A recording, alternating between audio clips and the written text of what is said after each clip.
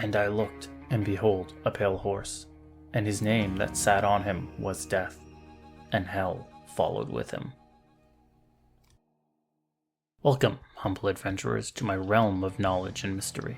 Here, in my cursed library, are endless tomes and scrolls on the darkest and evilest foes in all the realms, be they from Dungeons and Dragons, Pathfinder, the many worlds of darkness, or any realm in between. Welcome to the Dastardly decimal system. I am your caretaker of the corrupt, the librarian, Castor Cain.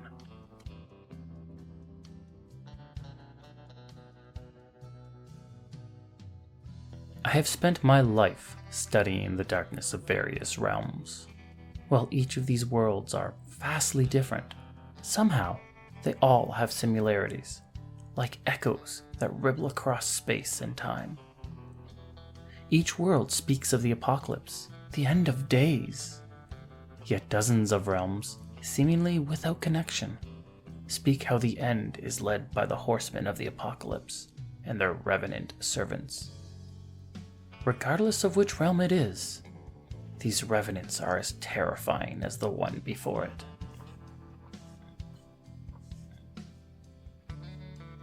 For today's topic, I have brewed a pot of Rosehip Tea. It's a drink known to reduce arthritis and pain in the joints, something, I think, that a revenant must suffer with as they rise from the grave. So grab a cup, take a seat, and let us talk about the revenant known as Jasper Stone.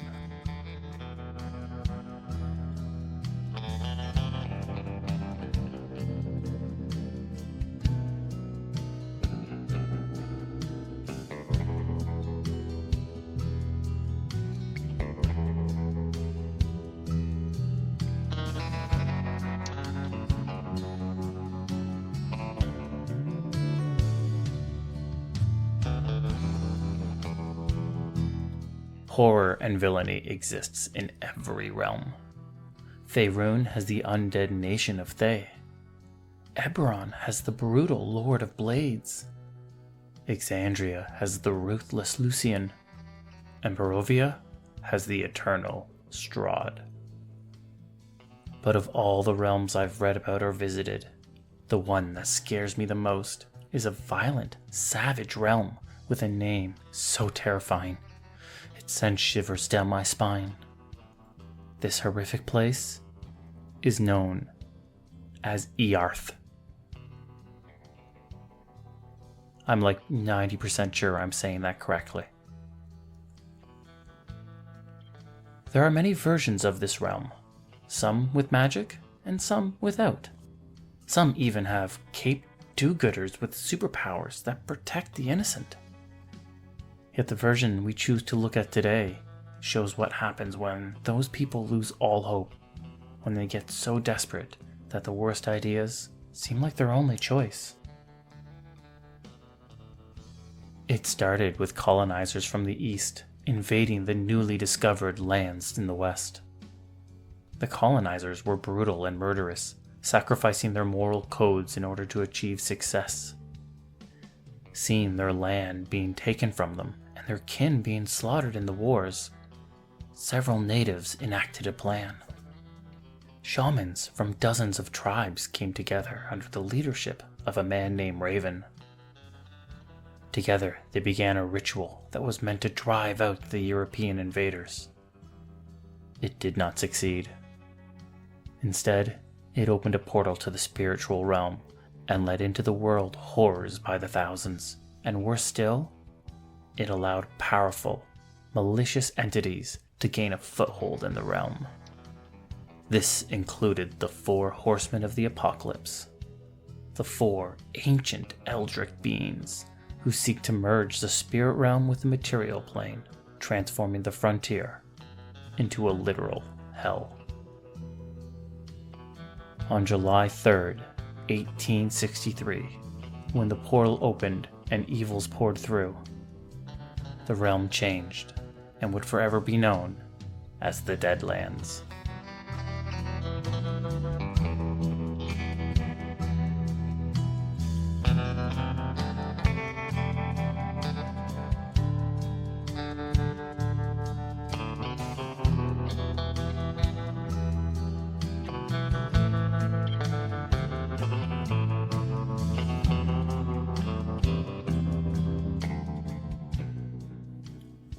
Jasper Stone was known as the Deathly Drifter, and he looked the part.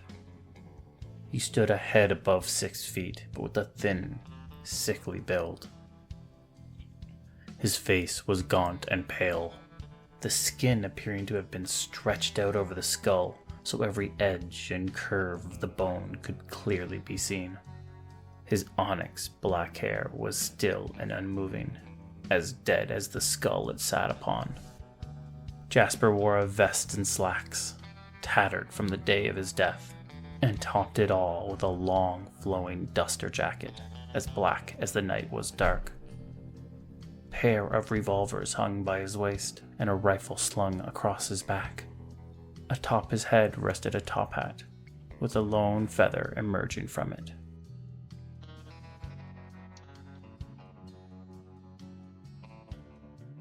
When a horseman picks their chosen minion, their servitor as they would call it, they often choose a tragic soul in their lowest moments and sway them into darkness. Jasper Stone, however, was born into darkness. He grew up on a farm in the care of a drunk, abusive father and a gaggle of tormenting brothers. When he wasn't suffering at the hands of his father, or at least at the back of it, Jasper Stone found an eerie pleasure in torturing farm animals. He started with insects, burning them with a magnifying glass and surgically pulling off their wings and limbs. When a creature of that size could no longer provide him with pleasure, he moved up to cats, dogs, and raccoons. He also found success in mentally tormenting people. Jasper had an annoying habit of pinpointing the trait on a person that they hated the most, and took a gleeful pleasure in repeatedly pointing them out. When he was of age, Jasper left the farm and enlisted in the Confederate Army. He quickly proved he was highly skilled in killing. He racked up kill after kill and victory after victory until he was given his own command. His horrors and atrocities not only continued, but expanded with his rise in rank. He would send wave after wave of his own men into battle, caring little if they lived or died. On the rare occasion that they took northern prisoners, Jasper would gruesomely torture them, not for intelligence or strategy, but to satisfy his sick desire for pain and suffering. His darkness was so frightening that his own men eventually turned against him. In the Battle of Gettysburg, as he led his platoon into combat, Jasper Stone was shot in the back 13 times by his own men. He died that day, and his platoon buried him in a shallow grave. His body was stiff, cold, and as forgotten as his last name suggested. For most men, this would have been the end. Their story would have been over. Jasper Stone, however, was not most men. As the shaman known as Raven casted his ritual, the magic began to ripple across what would be called the Deadlands. The 4 horsemen entered the realm, demons followed, and an arcane plague swept across the land, one that caused the dead to rise from their graves and begin to walk the land once more. These undead would be known as the Harrowed, and all of them would instinctively know who of their kind was the first to rise. That was Jasper Stone.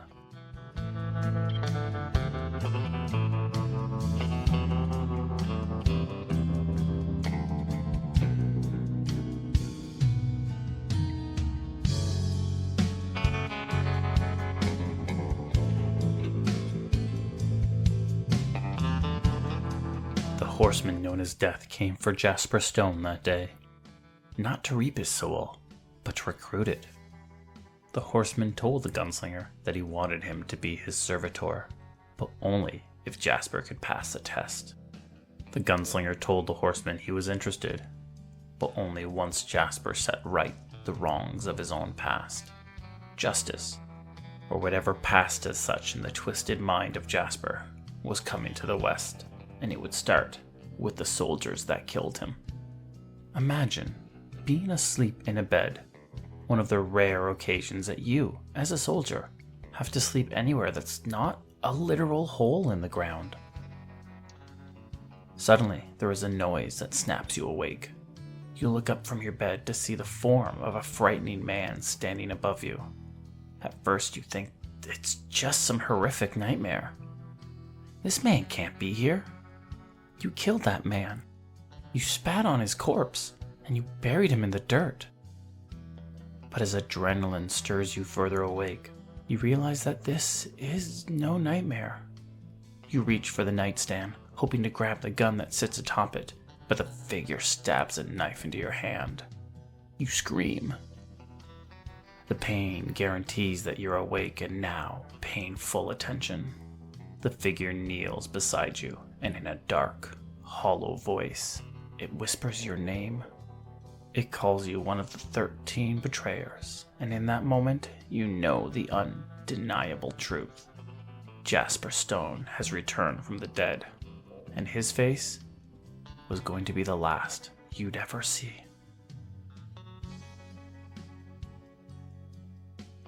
Once the soldiers were dealt with, Jasper returned home to his farm. He killed his older siblings swiftly and efficiently, paying them little mind before turning his wrath upon his father. The hours from dusk till dawn was spent torturing the man, using every sinister trick Jasper had learned on his travels from insect to man. Then Jasper tied the broken and bruised body of his father to the bed before lighting the farmhouse on fire. His father's screams were the last thing he heard as he watched the house burn to the ground. Death joined Jasper as both silently watched the flames consume what was left of the gunslinger's past. Not a word was spoken between the two until the final embers burned out. Only then did Jasper speak. He said he was ready and asked what his test was. Death simply shook its head. The horror, pain, and suffering Jasper had caused to his platoon, his siblings, and his father far exceeded anything Jasper had already proven himself sinister enough and more than capable to act as Death's servitor. Now it was time for the deathly drifter to do what he did best. Now it was time for Jasper to kill.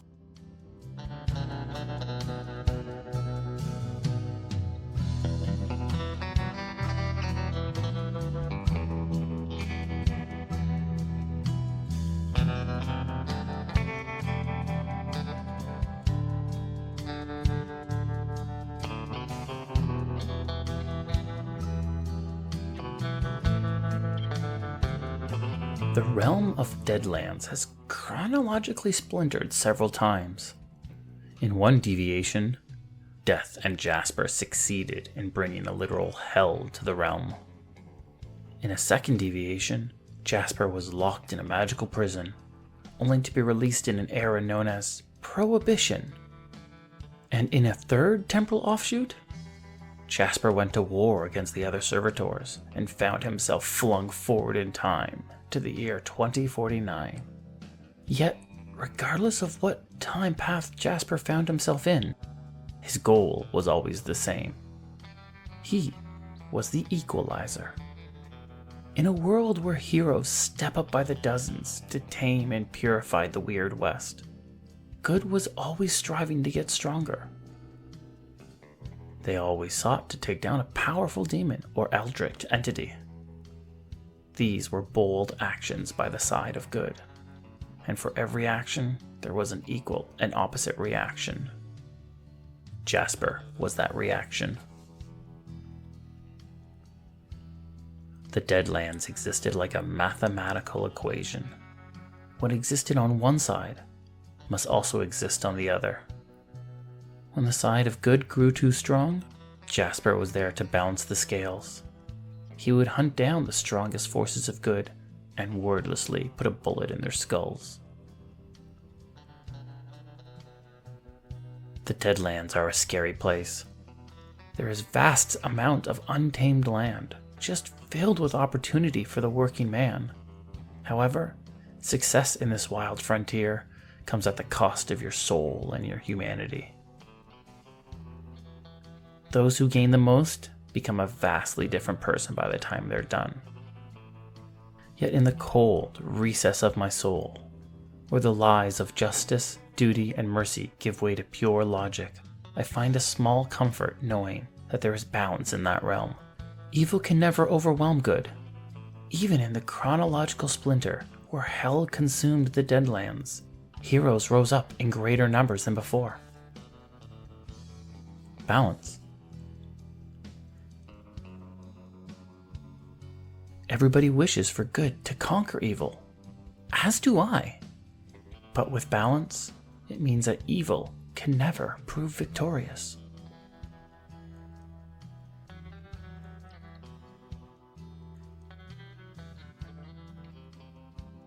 It seems our tea has run out, which means so too has our time. Thank you, adventurer, for joining me in my library. Feel free to join me again for more stories and lore about the darkest villains in the darkest realms. This has been the Dastardly Decimal System, and once again, I am your librarian, Castor Cain.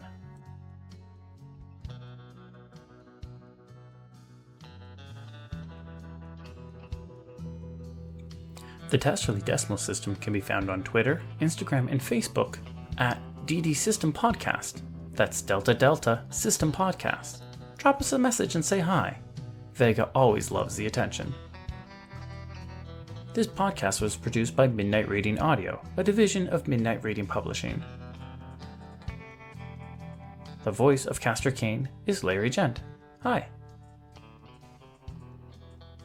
Music was Dark Trails by Caffeine Creek Brand, Pixabay.com, and it was licensed under the Creative Commons. Thank you for joining us, and have a wonderful, wonderful evening.